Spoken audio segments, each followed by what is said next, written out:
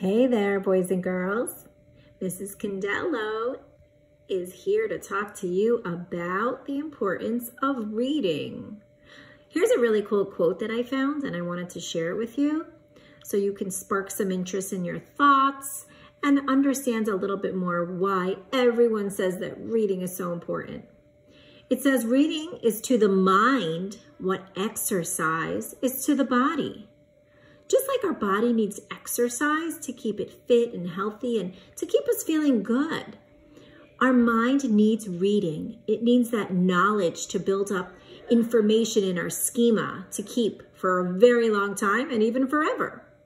So today we're going to focus on our packet number 1 for literacy. So if you can open up your packet that has the cover waiting on the desk, we're going to jump ahead to Boom. The selection Boom, that's on page 13. This is a fiction text. While we're reading, I wanted to discuss some reading strategies with you. We all know the importance of reading, but I wanted to share what good readers do.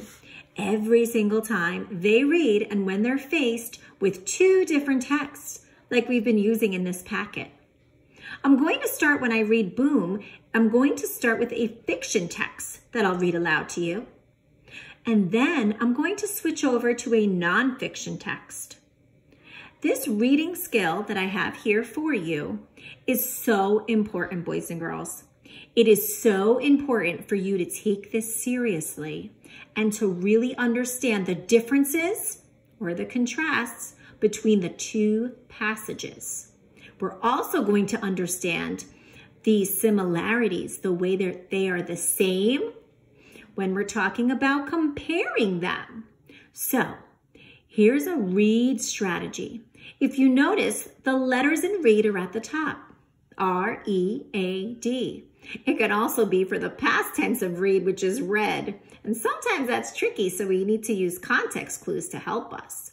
But if we write the word read straight down, almost like an acrostic poem that we've done in the classroom, we can take each letter and have it represent something even more important, especially when we're comparing text. So the R in this case stands for the R in read. First, you have to read both passages. Well, duh. Please read both passages. Don't just skip ahead. Make sure you're really taking the time to focus on your reading in those passages. The E here, E stands for explain. While you're reading, during reading, after reading, and even way after when you're still thinking about what you read, you may have to explain the connections between the 2 passages. That's where I was saying about the compare and contrast. We've done that so many times in the classroom when we're comparing and contrasting items or topics or text in this case.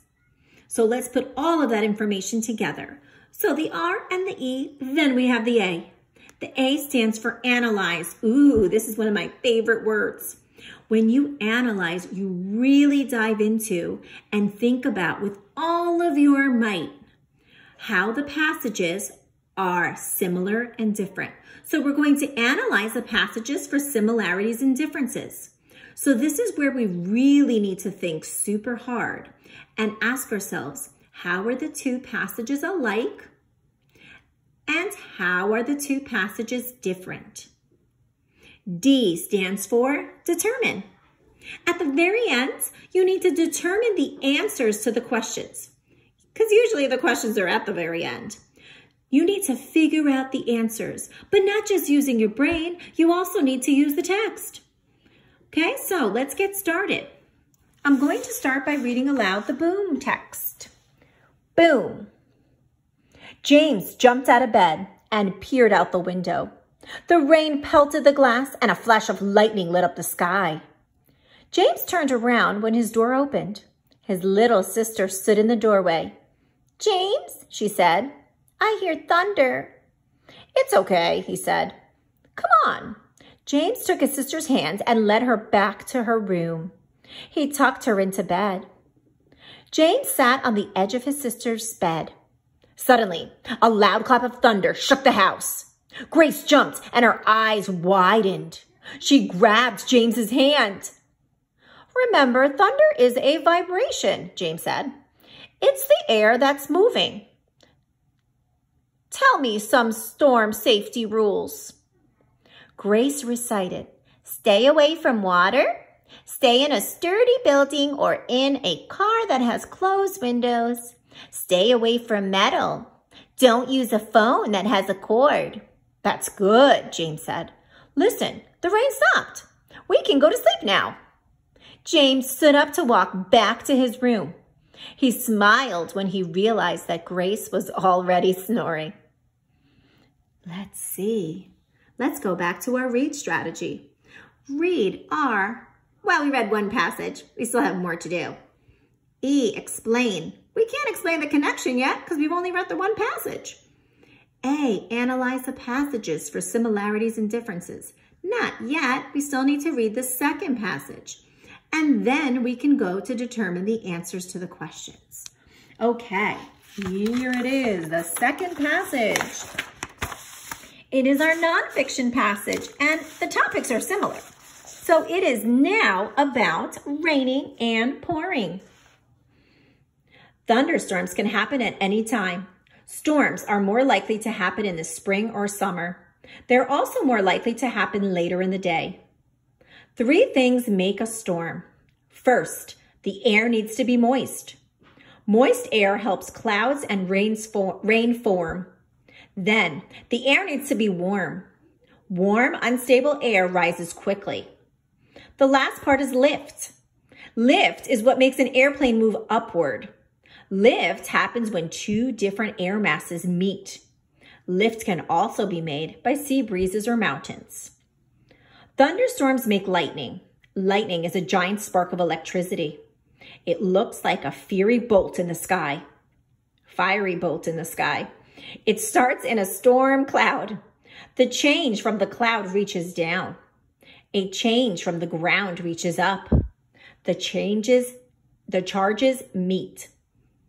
Oh, I'm going to read that again, boys and girls, because I made a little mistake, and that's okay.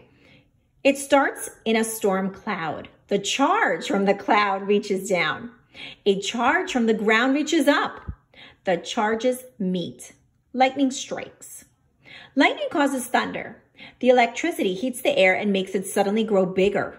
This makes a sound known as thunder. About 2,000 thunderstorms happen somewhere on Earth each minute. That is a lot of thunderstorms. 1 in 10 storms are severe storms. The storms bring lightning and thunder. Ooh. All right, so both texts, boys and girls, did have to do with a similar topic. Think about what that topic might be. Okay. Now we've read both passages. Check. We need to explain the connection between the 2 passages. We need to analyze the passages for similarities and differences. And then, of course, we need to determine the answers to those questions. Okay, let's get started. You have some questions to answer. I'm going to read them, and you're going to think very closely about what the answer is, but not only using your brain. You're also going to use the 2 passages to go back and decide what the correct answer is. So feel free to pause the video and do that. But remember, if you don't use the passages, you're not going to get the correct answer. Here we go, number 1. What wakes up James? A, his little sister. B, a clap of thunder. C, a door slamming shut. D, a bird singing. Number 2, why do you think Grace goes to James's room? A, she wants to tell him that she hears thunder. B, she is scared and he is her big brother. C, she hears him get up. Or D, she is worried about him. Number 3, thunderstorms are more likely to happen. A, in the spring. B, in the winter. C, late in the week. Or D, in December. What is lightning? Number 4. A, an electric current. B, moving air. C, frozen raindrops. Or D, a ball of fire. Now below, the directions are right, true, or false. Number 5, about 2,000 thunderstorms happen every year. Think and go back in the text. See if that statement there is actually true, if it's real, or if it's false, if it's fake. Number 6, lightning causes thunder. True or false? Take a moment to pause, go back in the text. All right, the last part. Here's where we're really going to explain and analyze and determine. Oh, I love it. Okay. We're going to look back at both passages, just like you've been doing, and we're going to complete the graphic organizer with the information that we learned about storms. So here in the chart, you have 2 sections. We have boom and we have raining and pouring. So in the boom section, I've labeled 3 numbers here. And you know how I always put circles around my numbers, so they end up not looking like they're part of my sentence. Underneath boom, you're going to go back into the text and write 3 different statements based on information you learned about storms from the text boom first. So you go back to the passage boom, find 1 thing you learned about storms, then find the 2nd thing you learned about storms, and then finally find the 3rd thing you learned about storms. Then you can move on to raining and pouring. You go back into that passage and write 3 things that you learned about storms based on that passage. If you're using the text, boys and girls, remember everything should be spelled correctly, and you know how to follow the COPS rule. Okay, for the last part, it says, look back at boom. Imagine that you're helping James explain the storm to Grace. Use the information in raining and pouring to help you write sentences about what you could tell Grace when she is scared. All right, let's think of some things we could tell Grace. Now, this part of answering, where we're going to analyze the passages for similarities and differences and determine the answers to the questions, this part of the passage is asking you to look back at both texts. Use what you learned from both texts and the information at the top of the graphic organizer to answer this question. I gave you some sentence starters here to help you. Feel free to use them or feel free to write your own response. Here's an example of the sentence starters that I use and the outline to help you. I would tell Grace many things when she is scared.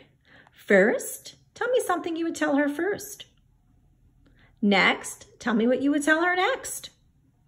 Finally, tell me the last thing that you would tell Grace to make her feel better when she's scared from the storm. And then I have a closing sentence. This is what I would tell Grace when she is scared. And that wraps everything up.